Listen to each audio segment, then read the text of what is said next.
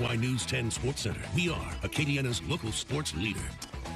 All right, Chris, thanks so much. The New Orleans Saints traveled to Highmark Stadium on Sunday in search of their first win of the season. In order to get win number one, the Saints would have to take down the reigning league MVP, Josh Allen, and the undefeated Buffalo Bills. Let's go to the action. By the power of television, we take you to Buffalo.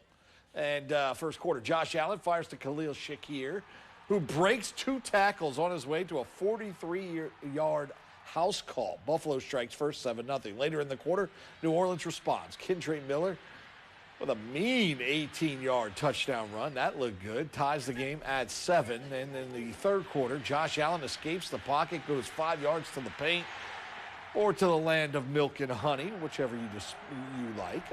Make it 21-10. Saints in the red zone later. Spencer Rattler to Chris Olave, a 2-yard touchdown catch that cuts the lead to 5. And in the fourth, Josh Allen breaks free for a 27-yard run to set up a score on the next play. Allen puts the ball on the money for Dalton Kincaid along the sideline, and he goes 28 yards untouched for the touchdown. Bills go on to win 31-19. Now up next for New Orleans will be, well, a home game this Sunday as they will host the 1-3 New York Football Giants. Kickoff from Caesars Superdome set for noon, but of course, you can watch that game right here on KLFY. The New Orleans showdown is supposed to be a Louisiana homecoming for the Giants' best wide receiver and player, but during the week, Big Blue watched its star wide receiver, Malik Neighbors, suffer a potential serious injury. Former LSU and current Tiger Malik Neighbors, current Giants wide receiver, that is, Malik Neighbors, may not play in the Week 5 matchup at the Dome. The Lafayette native suffered a knee injury during the second quarter of New York's matchup against the Los Angeles Chargers. Neighbors had to be carted off the field and will have an MRI today, but early reports state the receiver likely has a torn ACL in his right knee.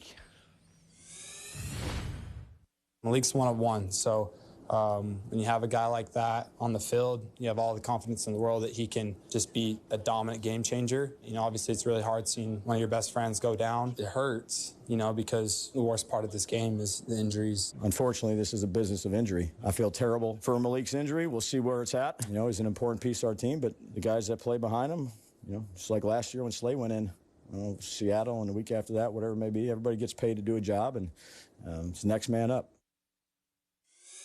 And before we go, there's one more piece of news from the NFL. Bad Bunny will bring his Latin trap and reggaeton swagger to the NFL's biggest stage next year. The Grammy winner will headline the Apple Music Super Bowl halftime show for Super Bowl 60.